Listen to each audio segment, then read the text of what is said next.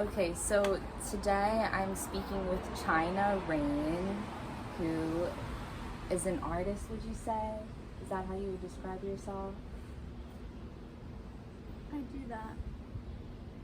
It's I one. guess I am. Yeah, I would say I'm an artist, but I don't know if I describe myself that way. Okay, But I am. we can get into that further in a second. So, the way that I know China is through a series of pretty cool events, I would say. Like, there was a house party with a lot of people from the rave scene, and then there was like a social event, like with video artists. What was that? Were you there? I feel like I was. It was. I've been to several. It was at Spruce Hill Community Yeah. Association. Yeah, we were there. Okay, that's what I thought. Sorry. And then there was the unrecognizable party, which was here at China's house, and everyone had to dress up so that no one would recognize them. And so that's how I know China. And so I guess my first question is, it seems like you have a lot of friends in the creative community, like you're all over the place. So can you describe like the importance of like the social scene here in Philly for you, and what makes it special? It's so interesting that you said that, like, that's how we know each other, through like these series of parties. Because I didn't think about that, and how that is like each like window that you've seen me in is like at these parties. Because I wouldn't even say like I like parties that much. I do though, like I do. But that's just really interesting, because I'm like realizing now is that like I've thrown these parties, I'm like whatever. I'm like, that's funny, 'cause I guess I seem like a social character. Yeah, from my perspective. Yeah. So maybe I do remember when we met at the party, and you walked up and I was outside and everyone else was inside, and it was like kind of getting started. And when you texted me about the interview, I was like, am I a charismatic person? But I think that I'm good at maybe making people like feel comfortable. Even if I make them uncomfortable, like with the unrecognizable party in particular, like that is kind of uncomfortable to make people like do something. You didn't have to do it, but it's also like I kind of thought a lot about like what would make people feel comfortable at a party, which is why I had like the sign on the door that said like you don't have to talk for the first 15 minutes of the party, like you're not supposed to. So when you get there, you could just be silent for 15 minutes, and like no one's gonna think you're weird or anything. You know, you get to a party, you're like, oh, what do I say? Who do I go up to and talk to? It's like there's a sign on the door that says like don't talk, so you don't have to feel weird. And if you don't want to follow the rule, like you don't have to. But it's like you can also just like be quiet, and no one's gonna think you're weird, because you have this like fallback thing of like, oh, like the sign on the door said I have to be weird, like I can't talk. That's so interesting. I just thought that was like an extension of the challenge. It also functions as part of the challenge. But yeah. I also like, I want people to feel like, I guess I feel weird a lot, so I'm like, what makes people feel like, what's like an excuse for people to like not have to feel like an uncomfortable moment, or maybe lean into it in like the most extreme way so that it's like you have to do it. I don't know. It was very experimental, and I mean, I would say maybe you're generally like an experimental person, from what I gather. Would you say that's true? Yeah, I love experimenting. I think everything is an experiment. I think I'm an investigator. But I do think, like, I'll try to answer your first question, was just like about like social life and stuff. I think like living in Philadelphia for me has been like really important in like learning about community, I guess, and like engaging with community in a lot of different ways. And like I guess my lens is primarily like going to like these art events or like putting them on. I think it's really important, but I don't know, I have so many weird thoughts about like social gatherings and stuff, because I feel like there's like these different moments where like you can either like be doing things that are like really good for you, or you can be doing things that are just like really repetitive, or like seeing people all the time but not like actually like talking to them or knowing those people. And I feel like I like really am like aware of that, and I always like want to not just like have a lot of acquaintances, even though I think that is also really cool. I guess it does, like I do know a lot of people at this point. It's like Philly isn't too big, but I do know a lot of people at this point, but I feel like it is important to me to have like good friends, and so I try to like make that a priority. And I think I'll just say that to people sometimes. I'll be like, do you want to know me? Or do you want to just say hi to each other for years? Like, but I don't know. I think Philadelphia is a really good place for like art experimentation, partly because like a lot of people are willing to support each other in their experiments. Like I feel like maybe if like you go to New York or something, like, and there's like a show, sometimes like people are like kind of like not wanting you to fail, but they're like looking at you in a way where it's like a different sort of like show. Like I feel like in Philly it's like when you put on a show, like everybody wants to go and see you do well. Like everyone's like excited for it, kind of. And I have like varying thoughts on that, because I also think like critique is really important. I like being critiqued, because I want to get better at whatever I'm doing too. Yeah, definitely. I want to go back to what you said about feeling, I forget exactly how you put it, but feeling different, like feeling different in social situations, like maybe you don't fit in or something like that. What did you mean by that? I don't remember what I said. I always feel kind of weird. Like, I think I always feel kind of weird, and it's like, I know, like a lot of people feel weird all the time, but I think, like, part of, like, I'm a writer, I write all the time, so I think, like, part of, like, the mindset of being a writer is, like, you're kind of, like, observing everything, and then, like, being like the observer makes you a little like distant from a situation. But I also like, I do think I am like pretty present. Like I like to like live in the moment and like not like yeah, I don't know, I do make it a priority to like try to be inside my body. But I think that I am cursed with like thinking of everything kind of like a story, and like really like understanding like my placement, and like both like physically and like in the story. Like I'll be like, okay, like right now I'm sitting outside smoking cigarettes and I know there's a lot of people inside, or like, okay, I'm in this corner of the room right now. Like, but it's not even bad. It's not over like it's not always like I'm over analyzing and like freaking out or anything. I'm just like pretty aware of it, and I'm pretty aware of also like my ability to like, if I see somebody that is uncomfortable, I know that like anybody can do this. You like at any moment you can choose to like make somebody feel more comfortable, less comfortable, like alienated, unalienated. And so I think like that's like sometimes I'm like, okay, that's what I'll go do. I'll go make that person feel like a little better or something. I don't know. Wow.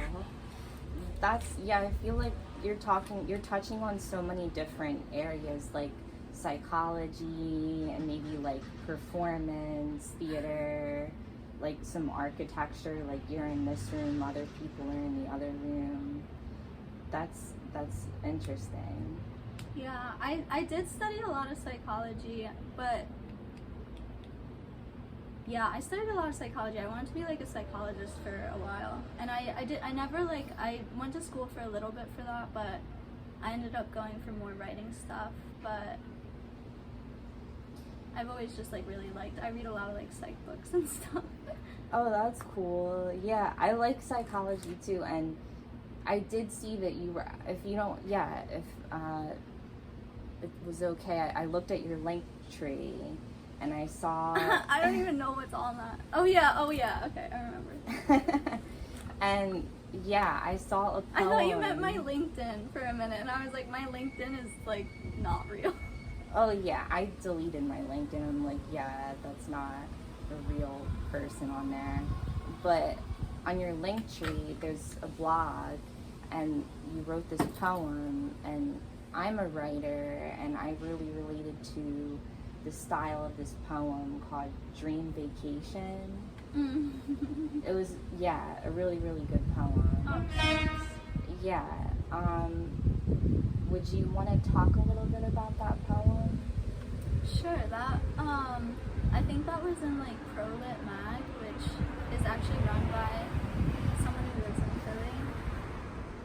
I can't remember his name right now, but yeah, Prolit Mag. It's a lot about like working class stuff and like money, like proletariat. But I remember I was like looking through some stuff I wrote and wondering like what I could submit there, and I was like, oh, I actually do like write a lot about money sometimes, but not like in like really like an overt way maybe, but it was just like I never had that much of it, so it's like, yeah, it gets into some of my poems, and I also like, I think so much about like dreams and stuff, because I remember like so many of my dreams, and I write them down a lot.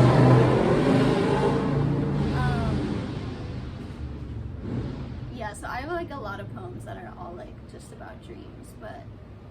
So that was a dream that you had. The poem is about a dream. Yeah, it was about this giant hotel that was like super high-end and expensive, but it was also like really silly because like the whole thing was that it was a super expensive hotel that was like tilting all the time, like back and forth.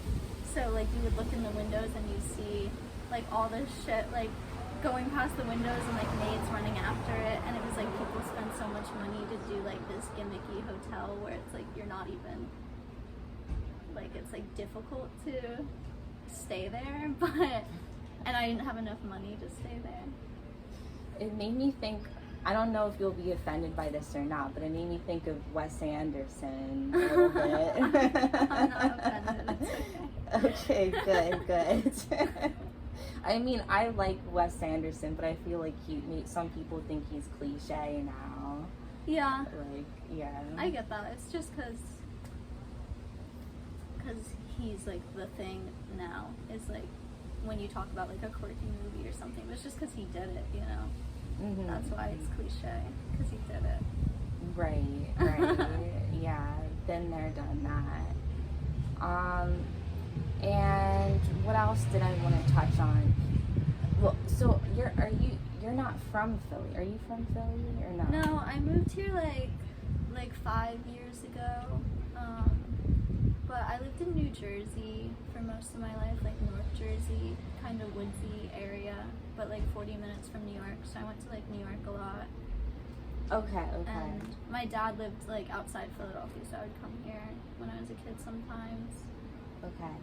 Oh, and the other thing I wanted to ask, I remember when we first met, you said that you were really into animation. Oh yeah. And that was the kind of medium where you really got into the flow of it in a way that was just like superior to other mediums. Yeah. Would you say, is that still the case? Because I mean, it does seem like you online, it's a lot of writing that you publish. So, and you say that you're a writer, but there's this animation side too. Yeah, I think like I really just enjoy a lot of different mediums, and I feel like sometimes I wish I just did like one thing and just like put out like one thing more so, because I feel like it's easier like as a viewer to like engage with one style. But I don't know, I feel like sometimes I just need to use other ones. I really enjoy like video work, and I love like movies and like things like that, and I think animating is really fun because it's all about like figuring out how to make it work, I guess. Like how to sequence things, or like, and there's so many different ways to do it, like stop motion or like on the computer. I like to like just like use paper and like just like take a bunch of pictures of like paper, like cut out things and like make that work. And I guess I just love like trying to figure things out, and I feel like that's something where you have to figure things out, but it's also like invites kind of like a muscle memory thing, because you're just like kind of doing like the same thing over and over. And like I can get into flow state doing a lot of different sort of like artistic practices, I guess, but that one is like, I guess the motion of it invites like the flow state easier than maybe others do. I don't know, it's fun to figure out. Like I was looking at like this tree that was blowing in the wind, and I was thinking about how it looked like it was like flickering, because like the top side of the leaves were dark green and the bottom side of the leaf was like light green, so when it moved in the wind it looked like it was flickering. I was like, how would you animate that? You'd have to like draw like two different trees that are two different colors and then like flick it back and forth, and then that would maybe look like it was moving. I don't know, it's just fun to like try to figure it out. Yeah, and that's kind of the nature of like experimentation, like being experimental. So that makes sense to me. I did see one thing you did have online was a music video.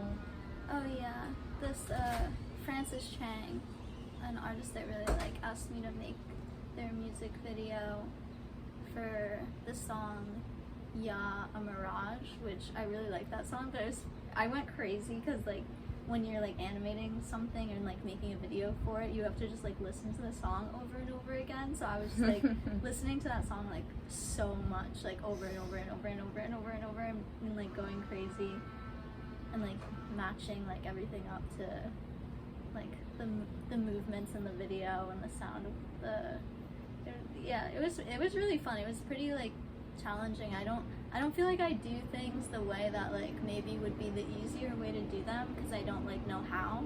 Like I know like I know like some people have like programs and stuff that would probably make the things that I do a lot easier, but I just like don't have that. So I use like, I'm just doing everything in such a crazy way, like if you, but I also like, I guess I like that in a certain way, because it's like limiting, and then also like because I have limited resources, I have to figure stuff out more.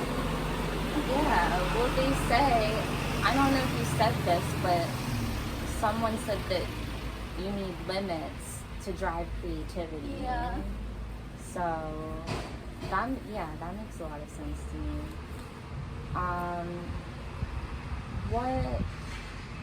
Who are some like influences for you?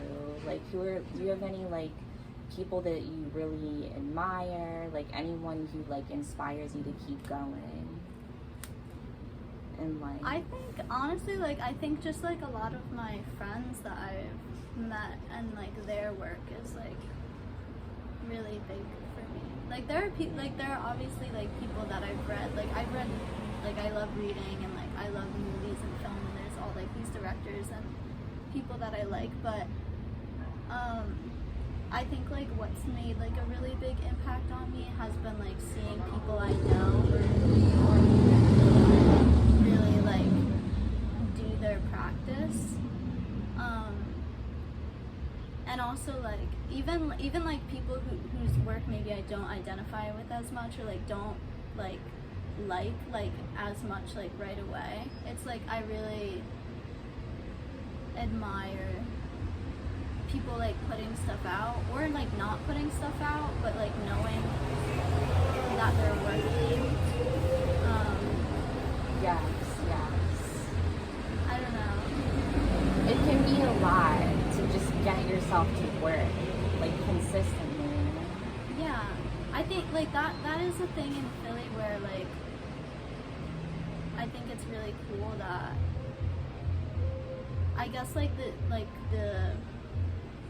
it is like if anybody has an idea, like you kind of have to, it's not as hard to like be able to like just put on a show in Philly than it is like other places maybe. Like there's like a very big like DIY scene and like people will show up, which I think is like really cool. And also like I don't know, for me it's really important to do things like whether or not anybody is watching. For sure. And like whether or not anybody's like reading or anything, but it also like it is cool and motivating to know that like, okay, like people ask me to do a reading here, or like I could do this, and if I have like an idea to put on like a carnival, I could just like do that if I want to, and like people will go. But I think back to the charisma thing, I feel like people will go to something that you put on because you build up this social environment for yourself. You know what I mean? I feel really lucky. I feel really lucky that that people like support my work, and like I'm glad that I have friends. Like, yeah, I feel like really lucky about that. I feel like I'm very like off-putting sometimes, because like I don't know, like like one of the last readings I did, I got there, I was so sweaty. I got there and I like walked in, and like a few people walked up to me and were like, "Hey, like how are you?" And I was like, I don't know, like I don't want to answer that right now. And I was like, yeah, like that might come off as like not like friendly or something, but I am really friendly. I just like I just kind of say what I think about things sometimes, like in that way where I'm like, but I don't know. I'm glad that I have friends that like are okay with me acting strange, I guess. Like sometimes I'm like, I don't want to talk about that, or like I'm not that good at small talk, I guess, which is yeah, that's sometimes like I'm confused. I'm like, oh, I guess people still like me, but I know like I'm not like good at communicating in like certain ways that like maybe I'm expected to. Well, yeah, the instance you just described, it just seems like you were being genuine. You know, you could have lied and just been like, I'm great, how are you? And it would have been a really boring interaction. I feel like I've never said I'm great, how are you? I feel like I've literally never said that. Yeah. Well, actually, that's a feat. Growing up in America, like... Yeah. And I think it's good to say that if you're great and you're wondering how someone is. Like, I'm great, how are you? I just feel like I never say, like, I don't know. I like to listen to what other people have to say. That's good. I'll be like, I don't really need to tell you how I am. How are you? And it doesn't mean I'm terrible or anything. You're taking control of the situation. You're saying, I don't like this, let's move the direction of the conversation, I would say. Is your family equally socially strange, or is it just you?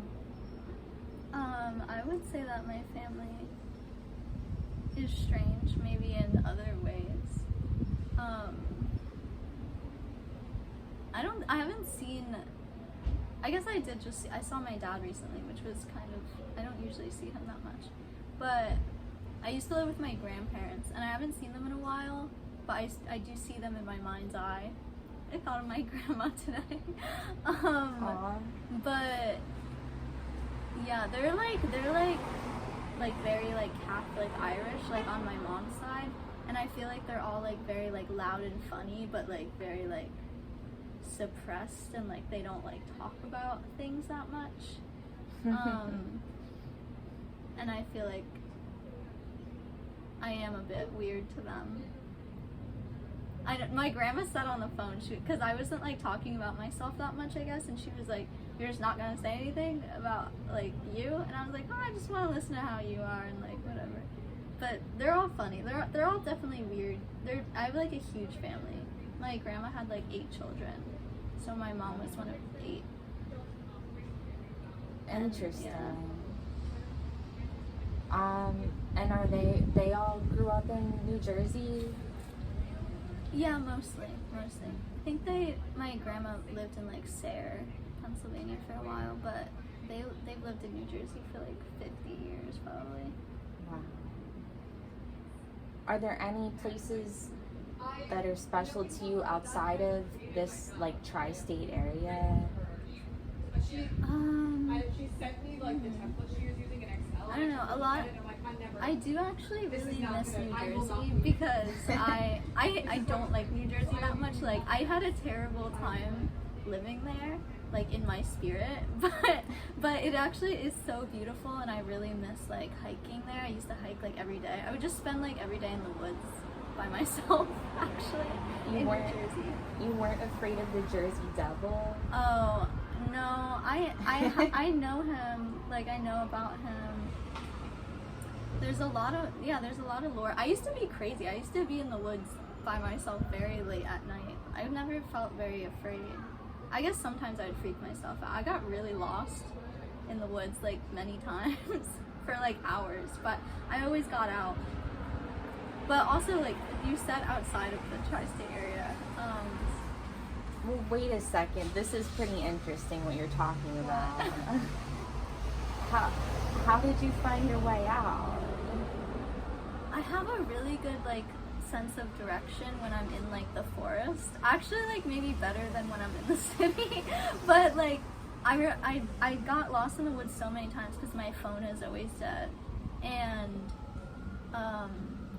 I'm just like wandering a lot. So I'm like, and then it gets really dark, and when it gets dark, then it's just like kind of confusing.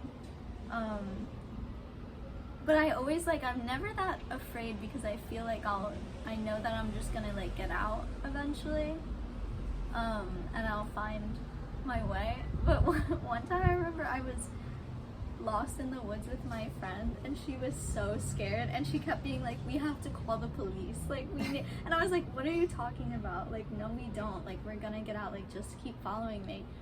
And my phone was dead, but her phone was alive, and we were like walking and walking and walking. And for some reason I kept being like, "Don't turn on the flashlight." I don't know why I was saying that. And then we were walking, and we were like in like this weird ravine, and she was like, "I'm gonna turn on the flashlight." And I was like, "Fine, whatever." And she turned it on, and there was just like spiders everywhere. It was like we were in like there were like 1 million spider webs all around us, and I was like, and we were both like, and I was like, "Turn off the light, like we just can't see it. You just can't see it." And we got out eventually. I don't know, I feel fairly confident about that. And maybe one day I won't get out. It's okay. You feel like, do you feel like a human, or do you feel like an animal, or what do you feel like you are?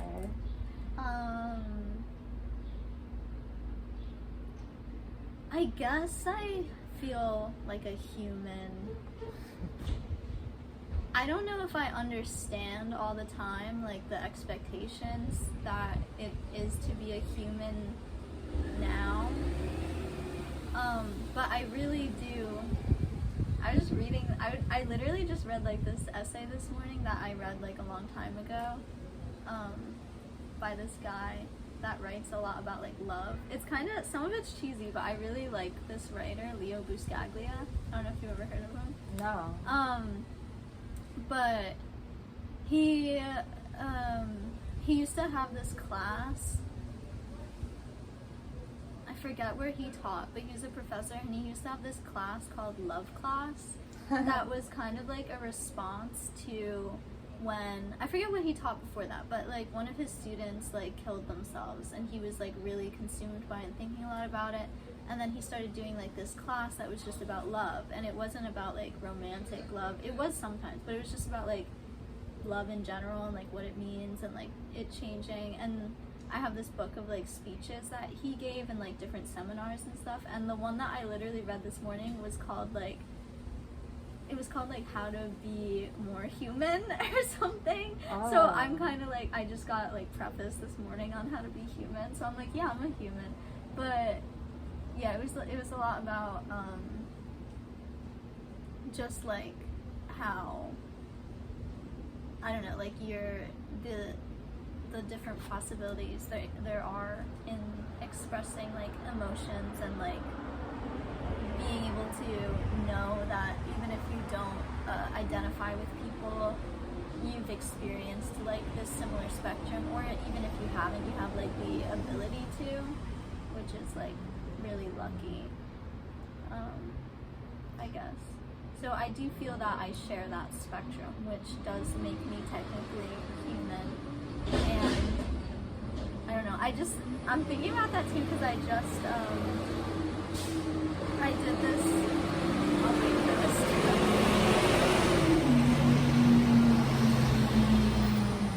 I did this show that was like made up of people giving presentations, so it wasn't like a normal like poetry reading like I normally do, but it was like a presenting thing, so you could have like a PowerPoint if you wanted to, and like whatever. And I did mine. It wasn't actually about this, but I said it was about how to become famous, and like it was about how to become famous, self-alienation, and like neanderthals, and like cave drawings. But it wasn't actually about how to become famous, but it was kind of like, I was kind of relating to like people taking like so many photos and like hyper documenting things, and like how that has like replaced like cave drawings and like, but I was like, we should do cave drawings, we should be building artificial caves and writing down our cave drawings. But I was thinking about how like, I was wondering if like Neanderthals ever felt like the same sense of like self-alienation that like we are privy to. And I don't think that they did, because I don't think that they were operating in the same set of circumstances, or like such an alienating culture, I guess, that makes you maybe feel like weird, or like you're not a human, or like something. I don't know. Yeah, I feel like we're at the cusp of something right now where we're like reckoning with AI and all that, you know. Oh my god. But we don't need to talk about that if you don't want to. I don't really like that stuff. I think it might be good for medicine. I think we don't need to invent that many things anymore. I think we have most of everything. Besides, like, maybe medicine they can keep working on. Yeah, I think that's probably true. Yeah. I just watched an interview about this neurosurgeon, and he quit because he realized that, like, people who had back injuries, who, like, had a good diet and friends and spent time outside, like, a lot of them just got better. Wow. And they'd be like, can I just cancel the surgery? Like, I feel better now, during that period of time they were waiting for it. So, yeah, I don't know. Yeah. I mean, like, a support system does wonders for the body and soul. Your body, like, deteriorates when you don't have that. Yeah. Yeah. Do you feel like you're good at compassion? I think so. I think that I'm sometimes maybe too compassionate. No, just because I feel like anytime like somebody tells me like that somebody did something like fucked up to them, I'm always like, oh, like, I don't know, I can't comprehend. I'm always like, it must have been an accident. like, why would someone do those things on purpose? But even when like stuff happens to me, I'm like, maybe they didn't mean to do that to me. Because I don't know, I think about people's perspectives a You're lot. empathetic. That's cool. Yeah. I also like, I guess I seem like I'm like social and friendly. I had like no friends for a really long time, so I really relate to like the dejected people that I see like nowadays, where I'm like no, like I know what you need. Like you need to have people to talk to. Wait, what happened? How did you transform happened? to being a friendless Oh. loner to having friends? my story as a friendless loner. I had like no friends from like, I feel like I had no friends until I was like 18. I was like very lonely, but it was partly like where I lived. It feels like dumb to say, but I just like, there was just like no one there like around where I lived that was like that similar to me, I guess, that I could find, I guess, because I'm sure there had to have been, but I wasn't really in contact with any. I was just like, I was really anxious. I was a very anxious and like depressed child for a long time, and I wasn't that good at making friends. I would think I was funny though. Like people liked me. I know like people did like me, but I didn't have any friends. And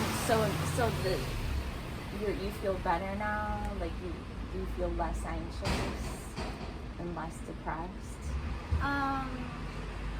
I think generally I don't have as much like bodily anxiety like day to day like I used to, and I don't have like anxiety about a lot of things that other people do. Like I don't know, certain things just like don't bother me. I'm very like, or like I don't get annoyed very easily. I don't get angry very easily. I think that I have a very high threshold for most things. And yeah, I mean, I don't feel great all the time. I'm concerned about a lot of things. I'm very concerned about like the world and the evils that surround us, but I'm generally much happier than I ever was previously, I would say. Well, that's amazing. Are you spiritual? I suppose so, yeah. Like, I do. I pray. I don't pray in the way that maybe other people do.